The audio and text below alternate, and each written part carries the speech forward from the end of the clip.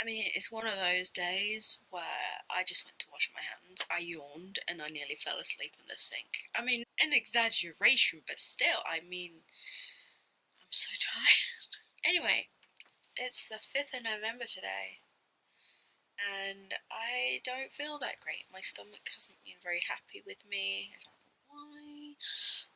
I'm vlogging on my phone again. I haven't even started my computer up, and it's like 1:45 in the afternoon. But I'm still gonna try it because I know that if I skip today and if I don't vlog or anything, then it won't be much of an encouragement. Tomorrow or the next day, if I don't feel that great, I'll just be like, oh no, I'll miss a day, and then the cycle will repeat itself. And try not to fall asleep because any second now I'm gonna move. Hello again. So I managed to write 598 words. I'm not sure if I'm gonna get much else done, but I did manage to get to 11,500 words overall for like the whole of Nano so far, and I'm calling that a win. I know I didn't get to 2,000, but 12,000 rather. I didn't get to 12,000, but I've written nearly 600 words, so I'm gonna count that as the end. I'm going to go read more of this, and then, so this is a very, very short vlog, and probably kind of pointless. I might actually add this to Mondays.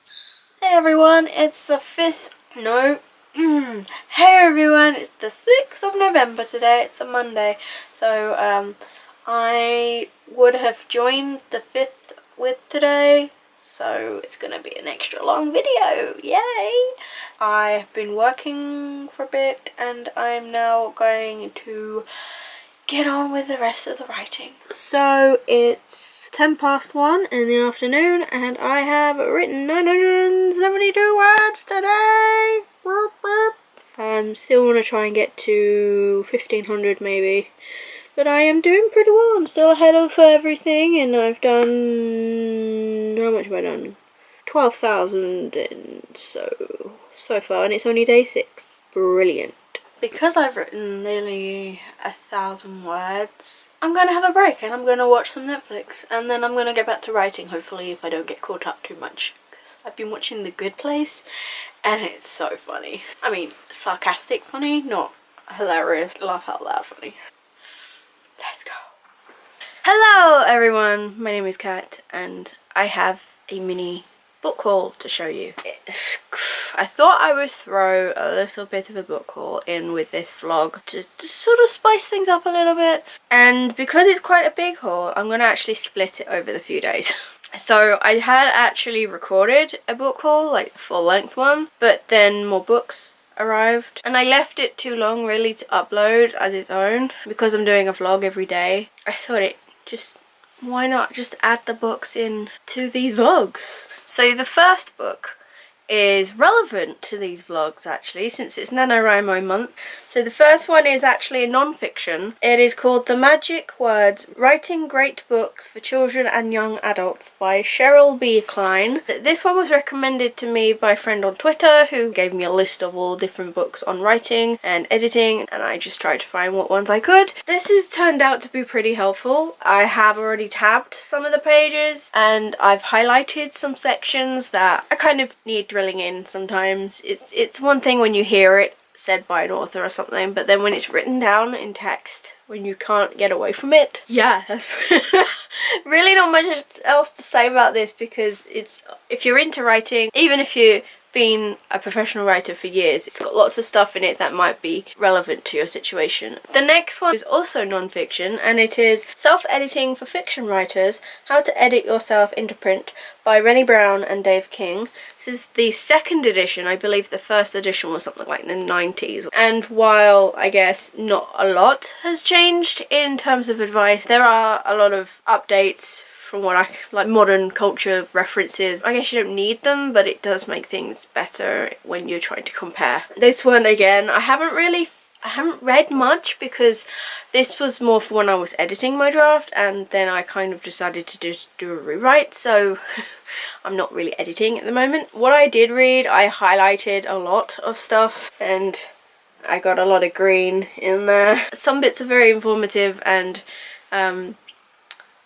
even when you, like I said before, even when you know the things, it's having it written down in, and it's almost like there's somebody there telling you, even if you don't have to go by these rules, or they're not even rules, they're just sort of, it's advice that you can take or leave, but some of it is very good advice. I would say if you didn't do it, it would be like, oh.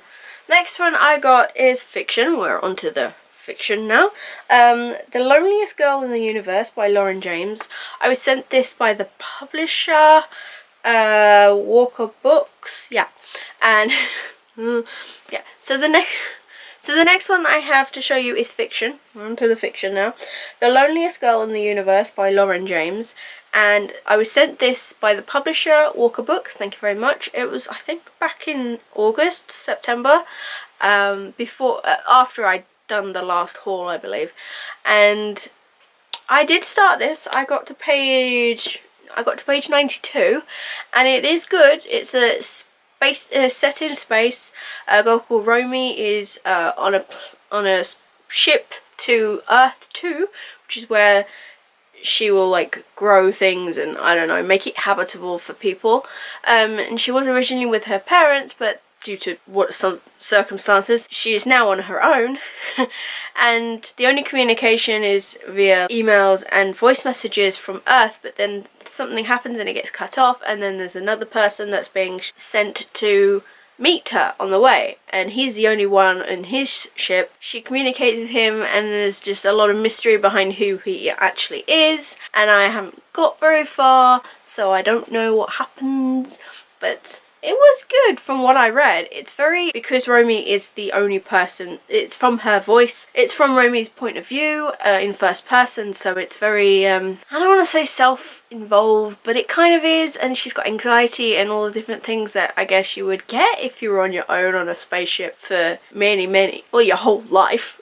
It's all very in a bubble, so it was a bit heavy at times for me, and graphic. God, yeah, some of the descriptions were like, oh, I didn't want to know that. But I look forward to finishing it. I mean, I'm in a slump still. I'm able to reread books, but it's not really letting me read anything new, so I'm really hoping that leaves me, because then I can read all the books that I have neglected over the past few months. And the next one I have to show you is All the Crooked Saints by Maggie Stiefvater. I went to London in beginning of October, I think it was, and I went to Waterstones, as I always do when I go to London, and basically got a load of books that I really shouldn't have got because I wasn't reading then, but I couldn't not get it, and it's colourful, and it's Maggie Stiefvater, and I loved the Raven Cycle, though I haven't actually finished the series.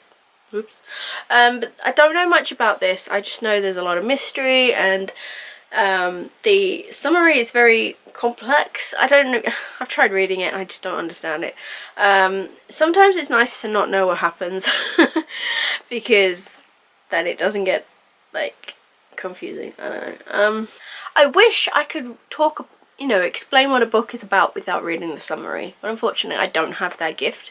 So okay, any visitor to, I butcher these names, any visitor to Bicorero, Colorado is likely to find a landscape of dark saints, forbidden love, scientific dreams, miracle-mad owls, estranged affections, one or two orphans, and a sky full of watchful desert stars. I don't know what the fuck that means, but it's surely gonna mean something good.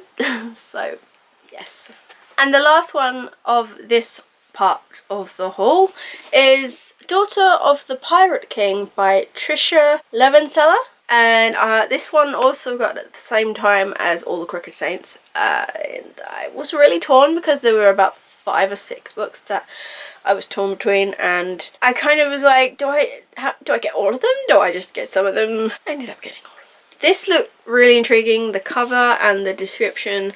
I haven't read many pirate books. The only pirate book I can really remember is the Darker Shade of Magic series, and I think that was what kind of made me want to read more. Some books are a little heavy, like I tried Passenger by Alexandra Bracken and I got a little bored for that one. I don't know what I will think of this. So this is about a girl called Aloza who has been sent on a mission to retrieve a map, and she allows herself to be caught by a pirate ship in order to search, I guess, the stuff on the ship. But then she's caught by her captor and it's kind of like, I don't know, halting her mission. I don't really know. I was trying to be smart and like remember the summary by heart, but my brain just went zzz. Pirates, kick-ass female characters and attractive men. Yeah, I'm all for it. And I guess I will see you in the next part of this video. I'll see you in the next part of this video, I guess. So, I just watched 3 episodes of... Was it 3 episodes or 2 episodes? 2 episodes of The Good Place. And now I'm going to write more because I still haven't got to my goal. So, yep, I got some snacks, I got music. I'm all good to go.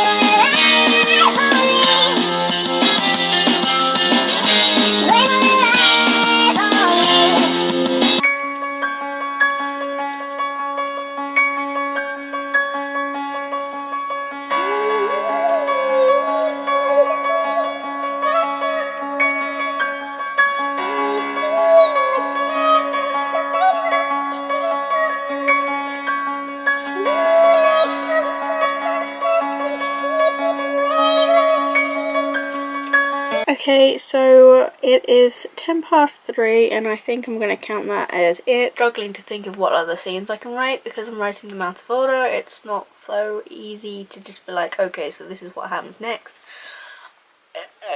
I'm trying to just like write random bits, some from the beginning, some from the middle, some from the end, whatever. Yeah, so I've written 1,300 odd words today, I think. That is it. And that's the end of the vlog, because it's like late afternoon now and I don't think I'm gonna get anything else done. I might read. So I hope you've enjoyed this vlog somewhat, and I will see you tomorrow for day 7.